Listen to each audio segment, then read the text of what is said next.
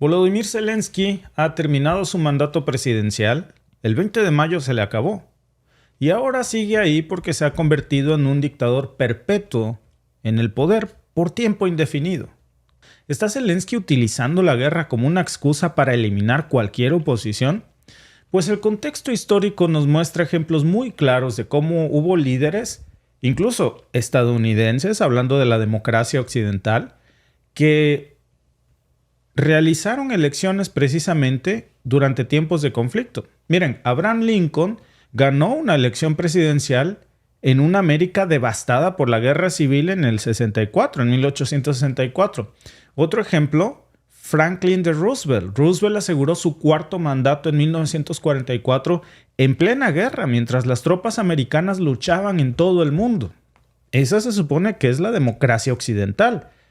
Hasta que llegó Winston Churchill, que rompió con la democracia estadounidense del momento, canceló las elecciones hasta que la guerra en Europa se terminó en 1945. Y por cierto, cuando eso pasó, ¿saben qué sucedió? Fue desplazado. La única razón por la que se sostenía Churchill en la silla era porque había cancelado la democracia bajo la excusa de que había una guerra. A diferencia de Roosevelt o Lincoln, mantener una elección cuando enemigos ocupan tu territorio o lanzan bombas sobre él, y cuando se supone que hay una guerra en donde te tienes que defender, pues suena como una opción válida. Pero llevar a cabo esto, suspender la elección, también abre una ruta muy peligrosa, porque lo que ahora está haciendo Zelensky es decir que bajo esta circunstancia ya es presidente de Ucrania por tiempo indefinido. Mientras dura esta guerra, que puede ser 4 años, 10 años, 20 años, no lo sabemos, pero es un caso excepcional en el que Zelensky se ha autodenominado presidente perpetuo de Ucrania con el aplauso de los líderes occidentales, que se supone que deben de promover los valores de la democracia occidental. Entonces, mientras su mandato de 5 años ya expiró el 20 de mayo, ahora se ha autoproclamado como presidente ucraniano por tiempo indefinido. ¿Cómo lo hizo? ¿Cómo pudo lograr algo así? Bueno, pues abusando de vacíos legales. La constitución de Ucrania es bastante confusa. El artículo 103 de la constitución ucraniana dice que el presidente es electo por un periodo de solo 5 años. Pero el artículo 108 dice que ejercerá su poder hasta que un nuevo presidente sea inaugurado. O sea, en este protocolo es normal. Por ejemplo, en México también, cuando hay una elección, el presidente sigue en funciones hasta que asume el nuevo. Pero una ley antigua, que no tiene una disposición constitucional, dice que se puede celebrar elecciones cuando la ley marcial esté en vigor, como precisamente ha estado sucediendo desde que comenzó este conflicto en Ucrania en el 2022. Desde entonces, Zelensky ha utilizado esta excusa de la ley marcial para mantener su posición, alegando que las elecciones deben de ser suspendidas en Ucrania porque sería imposible realizarla bajo las condiciones de guerra. El problema es que ha seguido postergando las elecciones en Ucrania, y esto ya está planteando muchas dudas sobre si realmente a estas alturas del partido queda algo de democracia en Ucrania, si Zelensky realmente es el presidente de los ucranianos.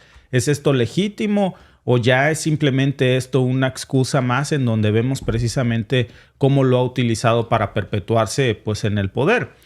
La situación todavía se complica más por el apoyo incondicional precisamente de sus aliados, que se han hecho de la vista gorda en todas estas transgresiones constitucionales a Ucrania, justificados en que no hay nada más importante que luchar contra Rusia, incluso la democracia ucraniana. Eso no importa. Es posible que Zelensky ya se haya aliado con algunos de sus más cercanos países que lo respaldan para destruir la democracia ucraniana, de quienes se supone que defienden la democracia en el mundo. Pues miren, hay cifras alarmantes. Desde que inició la guerra, ha habido un aumento del 35% del gobierno de Zelensky en las detenciones de opositores políticos bajo la excusa de colaboraciones con el enemigo. cualquiera que se le oponga a Zelensky puede ser acusado en teoría de colaborar con el enemigo. ¿Hasta qué punto esas acusaciones son legítimas? ¿Cuántos presos políticos ya hay en Ucrania? ¿Y hasta qué punto esto es un pretexto para silenciar a todos los opositores de Zelensky? El Parlamento de Ucrania está controlado actualmente por el partido de Zelensky y ha aprobado varias leyes que fortalecen su control sobre los medios de comunicación y las organizaciones no gubernamentales. En el 2023, por cierto, se promulgó una ley que le permite precisamente al gobierno de Zelensky cerrar todos los medios de comunicación que él considere que sean amenazas a la seguridad nacional. Y con esto se acabó también la libertad de prensa y de expresión. O sea, estamos hablando de un país que en estos momentos tiene un presidente espurio, en donde se cancelaron elecciones, en donde no existe libertad de prensa y tampoco de expresión y ¿saben qué? Menos de religión. ¿Cómo se puede justificar esto en una democracia moderna y en un aliado tan cercano de la policía de la democracia mundial? Y luego, el sistema judicial ucraniano, que ha sido objeto de muchas reformas que lo han destruido, ha aumentado la influencia del poder ejecutivo, es decir, esta famosa frase de un rey francés que decía «L'État c'est moi», o sea, el Estado soy yo, pues ese es precisamente Zelensky. Ha concentrado ya todos los poderes del Estado y se ha autonombrado como el rey perpetuo de Ucrania. En teoría, se supone que el poder judicial tuvo que actuar como un contrapeso del poder presidencial y eso ya no existe. Ahora ha reorganizado todo, desde jueces, ha reemplazado a todos los que no le son leales a Zelensky y esto ha llevado a una disminución del 42% en la independencia judicial. Por cierto, hay un artículo muy bueno de The Economist que habla acerca de esto. Según Transparencia Internacional, ha documentado también cómo se han desbaratado los poderes en Ucrania, concentrándolos alrededor de Zelensky. Y lo peor de todo es que Zelensky recibe órdenes. Entonces, los aliados occidentales de Ucrania le están proporcionando miles de millones de dólares en ayuda militar y económica desde que inició esta invasión. Y la pregunta es, ¿no son ellos ya quienes realmente gobiernan en Ucrania? Porque Zelensky ha cancelado las elecciones, ha encarcelado a los presos políticos, ha reprimido la libertad de prensa, la libertad de expresión, ha desaparecido el poder judicial. Y toda esta ayuda, por cierto, económica, ha sido muy importante para que Zelensky permanezca en el poder. Es lo único que ha logrado que se fortalezca el control interno que tiene sobre Ucrania. En lugar, claro, de fomentar la democracia, pues este tipo de recursos han sido utilizados ya para consolidar un régimen cada vez más autoritario. La pregunta que hay que hacernos es, ¿a qué precio estamos apoyando a un dictador? ¿Estamos dispuestos a sacrificar los valores de la democracia occidental en nombre de Zelensky? Mientras que Zelensky dice que no puede realizar elecciones, pues sí puede realizar sus propios sondeos de opinión, en donde, por cierto, dice él que tiene el 68% de la preferencia de los ucranianos que sí lo apoyan. Y hay que creerle. Pero, ¿qué tan reales son sus cifras? Bueno, los líderes de la oposición han sido arrestados, hay exiliados, silenciados. Entonces, las pocas manifestaciones que hay en su contra son reprimidas brutalmente y de forma rápida, y eso, pues obvio, disuade a muchos de expresar sus verdaderos sentimientos, y cualquier manifestación en estos momentos de protesta puede ser interpretada como un apoyo al enemigo. Y el uso de la propaganda, el uso de la censura es más que evidente. Los medios de comunicaciones independientes, los pocos que quedaban en Ucrania, ya fueron cerrados. Los canales de televisión están bajo un estricto control estatal, a las órdenes de Zelensky.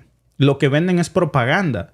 La narrativa oficial, de hecho, en Ucrania presenta a Zelensky como un héroe único, defensor de la libertad y de la democracia y de la soberanía ucraniana, aun cuando desbarató todos los poderes del Estado y canceló las elecciones.